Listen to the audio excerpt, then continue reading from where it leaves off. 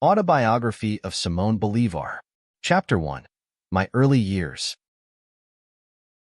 I was born on July 24, 1783 in Caracas, into a wealthy family. My parents, Don Juan Vicente Bolívar y Ponte and Dona Maria. Despite our social position, life was not kind to me from an early age. My father died when I was 3 years old, and my mother when I was 9. This double blow left me orphaned at a very young age and entrusted me to the care of my uncles and my nurse, Hippolyta, whom I always considered a second mother. My education was careful. I studied with the renowned pedagogue Simón Rodriguez, who instilled in me the values of enlightenment and the love of freedom. My teacher taught me to think critically and value independence, teachings that would resonate in my life and future actions. Chapter 2. Youth and Training. At 15, I was sent to Spain to continue my education. In Madrid, under the tutelage of my uncle Esteban Palacios, I expanded my knowledge and integrated into the social life of the Spanish nobility. There I met Maria Teresa Rodriguez del Toro y Eliza, whom I married in 1802. Our happiness was brief, since upon returning to Venezuela, Maria Teresa contracted an illness and died shortly after.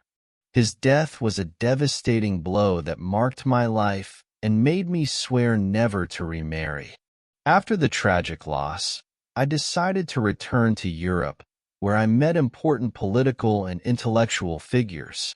In Paris, I witnessed the coronation of Napoleon Bonaparte and saw firsthand how one man could transform the destiny of a nation. These events inspired me and strengthened my desire to fight for the independence of my homeland. Chapter 3. The Beginning of the Fight for Independence.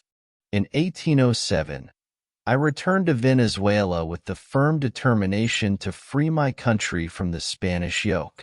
My opportunity came in 1810, when a revolutionary movement in Caracas deposed the Spanish governor and established a governing junta. I joined the movement and was sent on a diplomatic mission to London, where I tried to win British support for our cause. Upon my return, I became fully integrated into the fight for independence. I gave my famous speech at the Patriotic Society of Caracas on July 4, 1811, urging my compatriots to declare independence. My appeal was heard, and on July 5, 1811, Venezuela became the first Spanish colony in South America to declare its independence. Chapter 4. The Admirable Campaign in the Second Republic. The fight for independence was arduous and full of ups and downs. After several setbacks, I was forced to take refuge in New Granada, now Colombia. It was there that I planned and executed the Admirable Campaign in 1813, a series of daring military operations that allowed me to recover much of Venezuelan territory. In August 1813, I entered Caracas triumphantly and was proclaimed liberator. However, stability was short-lived. The fierce resistance of the royalist forces, led by the astute José Tomás Boves, and the lack of consolidated support among the patriot ranks led to the collapse of the Second Republic in 1814. Once again, I was forced to flee. Chapter 5. The Exodus to Jamaica and the Jamaica Letter. After the fall of the Second Republic, I sought refuge in Jamaica. It was during my exile on this island that I wrote the famous letter from Jamaica in 1815, a document in which I expressed my ideas about the independence and future of Latin America.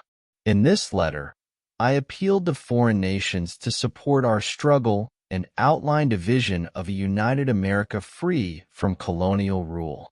Chapter 6. The Andes Campaign and the Independence of New Granada. With the support of Haiti, where I received crucial help from President Alexander Pétion, I returned to the continent in 1816. Despite numerous challenges, I persevered in my struggle.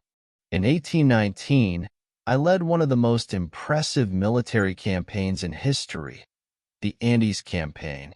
We crossed the treacherous mountain passes in extreme conditions and surprised Royalist forces at the Battle of Boyaca on August 7, 1819, ensuring the independence of New Granada. Chapter 7. The Creation of Gran Colombia. My vision of a united America began to take shape with the creation of Gran Colombia, a federation that included Venezuela, New Granada, and Ecuador. As president of this new nation, I worked tirelessly to consolidate independence and strengthen unity among the peoples of South America. However, internal divisions and regional conflicts hampered my efforts. Chapter 8. The Independence of Peru and the Battle of Ayacucho. My fight was not limited to Gran Colombia. In 1824, he led Patriot forces in the decisive Battle of Ayacucho, which secured the independence of Peru and sealed the definitive defeat of Spanish power in South America.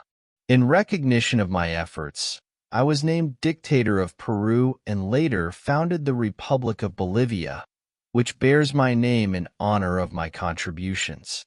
Chapter 9. The Last Years and Legacy. Despite our military triumphs, political stability remained elusive. Internal rivalries, power conflicts, and ideological differences fragmented Gran Colombia. In 1830, disillusioned and ill, I resigned from the presidency and retired to Santa Marta, in Colombia, where I died on December 17, 1830. My life was marked by the constant fight for freedom and justice. Although I was not able to see my vision of a united America fully realized, my legacy lives on in the hearts of the people I helped liberate. History will remember me not only as a warrior and statesman, but as a dreamer who dedicated his life to the cause of the independence and unity of Latin America.